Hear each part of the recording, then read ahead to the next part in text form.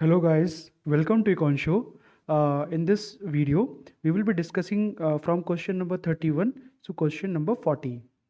So let's start from the question number 31. Question number 31 says, recently there was a growing awareness in our country about the importance of Himalayan nettle because it is found to be a sustainable source of. Statement 1 is anti-malarial drug. Statement 2 is biodiesel. Statement 3 is pulp for paper industry, and statement 4 is textile fiber. The Himalayan nettle is very famous for the textile fiber because it is a sustainable source of fiber, and actually government has also promoted the important products that are being obtained from the Himalayan. So it's a very pretty straightforward question, and it's a textile fiber is the right answer. Let's go to question number 32. For the measurement or estimation of which of the following are satellite images or remote sensing data used? Statement 1 is chlorophyll content in the vegetation of a specific location. It is right because satellite images and remote sensing data are actually used for the measuring the chlorophyll content in the specific location. So it is right statement. Second statement says greenhouse gas emission from the rice paddies of a specific location.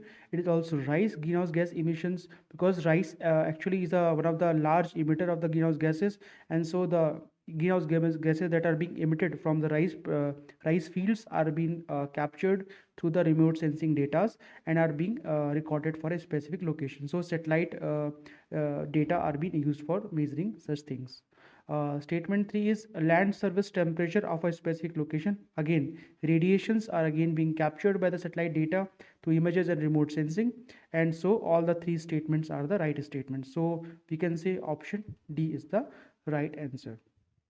Consider the following states with reference to the states mentioned above in terms of percentage of forest cover.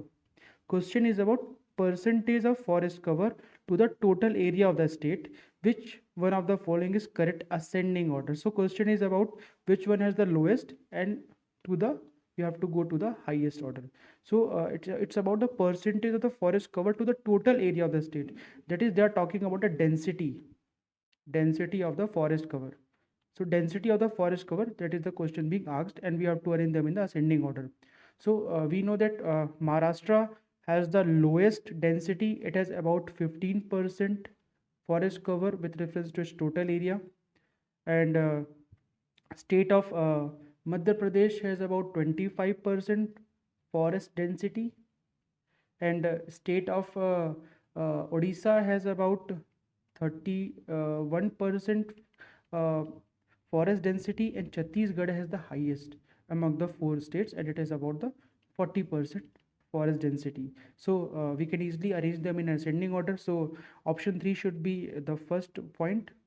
Then we should have a Madhya Pradesh, it's in the second. Then we should have Odisha, so that is 4. So we have to choose option C. That is the right answer. Now let's go to question number 34. Which of the following statements are correct about the deposits of the methane hydrate? Methane hydrate, you must have seen that it was in the news. Methane hydrate was found in the South China Sea. South China Sea. They are the hydrates of the methane found deep beneath the ocean surface. So ocean surface, they were found beneath the ocean surface. Because statement 1 says global warming might trigger the release of methane gas from these deposits, right? Because global warming can actually play a dynamic role in the sea surface and actually could trigger the release of such gases in large amount, which could actually affect the release of these methane gases from these deposits. And also the methane gas so released from this deposit could further elevate the global warming, because methane is actually a global warming gas. It traps the high wavelength radiation that are being reflected from the earth's surface, and they trap it within the earth atmosphere, so that result in the rise of the temperature of the earth. So let's go to statement second. Large deposit of methane hydrates are found in the Arctic tundra and under the sea floor. That statement is also absolutely right. Actually, they are being explored and they are being found in these regions. They are found in the Arctic region and also in the sea floor, and especially in the South China Sea. That was in the news in in the year 2019. So that this question is taken from that point of Times Current Affairs news. And statement 3 is methane is in atmosphere oxidized to carbon dioxide after a decade or two. Yes, right. Methane, the methane, which actually written as CH4, it break downs. It oxidizes to CO2 naturally. CH4 plus O2 is equal to CO2 plus H2O. This is also an equation that we actually read in our chemistry. But naturally, when methane is present in your atmosphere, it naturally oxidizes to form carbon dioxide and water. Water is again it's a water vapor, so it will also be a reason for the global warming, because water vapor is one of the key source for raising and trapping the heat radiation that are being emitted or reflected by the earth surface after receiving the heat from the sun. So they trap the energy, and thus hence elevates the temperature of the earth and hence cause the global warming. So effectively all the three statements are the right answer, so we should mark option number 4, that is option D. uh, Question is, consider the following: carbon monoxide, methane, ozone, and sulfur dioxide. Which of the above are released into atmosphere due to the burning of the crop biomass residue? Absolutely right. The question is about crop and also biomass. So carbon monoxide is released. Yes, right. It is also released. Methane is also released.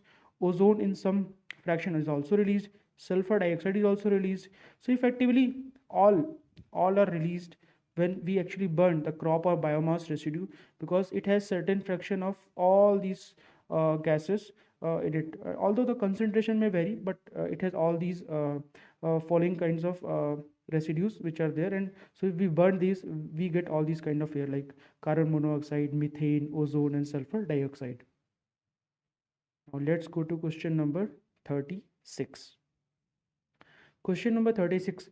Consider the following pairs: sea and the bordering countries. Now they are talking about Adriatic Sea, Black Sea, Caspian Sea, Mediterranean Sea, Red Sea. I think I should draw this first of all. Let me draw this. Let me draw this for you about the Mediterranean Sea, because it would be easy then for me to show you that where are these things located. So let me draw it very. That may not be very good diagram, but that could actually help you give you a brief understanding about how this Mediterranean Sea actually looks like. So this is how your Mediterranean Sea looks like. So this is area where it is Italy, and this is area where you have a Greece, and this is your Syria, and this is your adjoining Africa.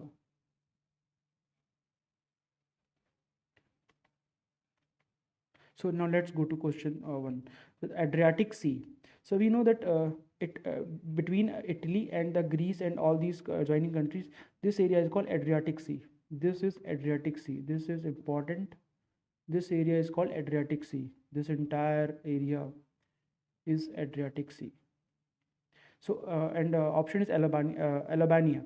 Albania is situated here. This area is uh, like Albania is found here. So effectively, Adriatic Sea and Albania, they both are correctly matched. So we can say yes, this is right. The second option is Black Sea and Croatia. We also know Croatia is here. We also know Croatia is here. This is the space of Croatia. And we know that Black Sea is not here. Black Sea is a bit connected to Mediterranean Sea through Marmara Channel and through Turkey, and this is the location of this is the way like how Black Sea is there. It is like this, and it is like surrounded by Turkey. In the south, we have Georgia here. We have Russia here. We have Ukraine here. We have Romania, and we have Bulgaria. So these are the things. So we can easily say that Croatia is not at the Black Sea, so this statement is wrong. Now let's go to the third sea, that is Caspian Sea. Caspian Sea and Kazakhstan. So Caspian Sea in Kazakhstan is absolutely right. If I may plot it here, like Caspian Sea is here. Like if I can use this space also. This is how near, like to the east of Black Sails Caspian Sea. This is Caspian Sea, and here in this range, this is Kazakhstan. This is Kazakhstan. To the uh, southeast of this, we have Turkmenistan. We have Turkmenistan, and here to the south of Caspian Sea, we have Iran. And to the we can say west and south. So southwest, we have Azerbaijan. We have Azerbaijan, and to the northwest we have Russia. So these are the neighboring countries of the Caspian Sea. So now go to the option. Now the Caspian Sea with Kazakhstan, it's absolutely right. Now Mediterranean Sea and Morocco. Now I already plotted Mediterranean Sea, and here lies the Morocco.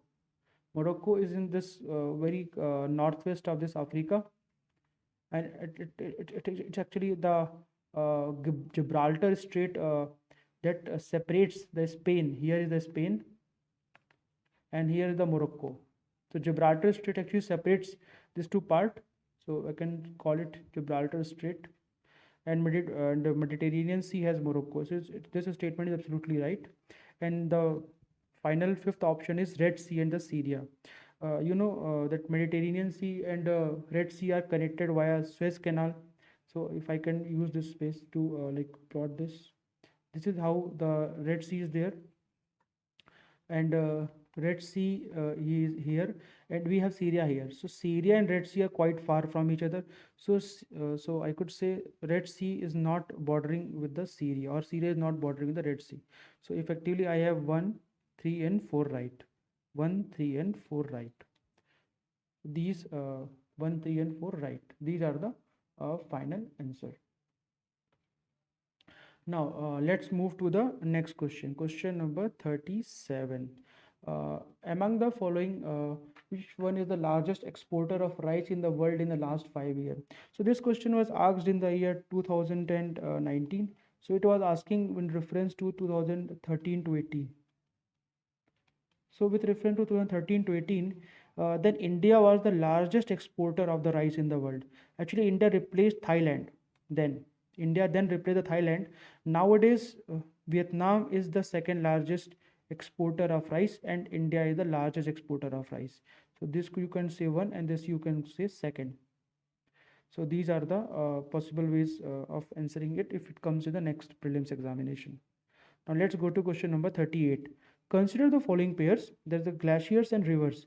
So first one is Bandar Punch Glacier and Yamuna River. It's absolutely right. Bandar Punch Glacier is in Uttarakhand, and it is one of the key source of water to river Yamuna. So Bandar Punch Glacier with Yamuna is right. The second one is Bara Shingri. Bara Shingri is in the Himachal Pradesh, in the Lahul Spiti Valley. The two rivers, Chandra and Bhaga, they together unite to form the Chenab. So I could write it here, Chandra and Bhaga. Chandra and Bhaga. Chandra and Bhaga river unite to form Chenab, and the source from where it gets water is one of the sources, Bara Shingri, and it is in the Lahul Spiti Valley. Then if you see Zemu is in the state of Sikkim. That's the largest glacier in the east. It's the largest glacier in the east, and it is the source for the Tista River. So here actually the Manas is mentioned. Manas should not be the right way. Tista River should be there. Tista River should be there. So effectively we can eliminate option 5 with this, and we know option 1 and 2 are correct.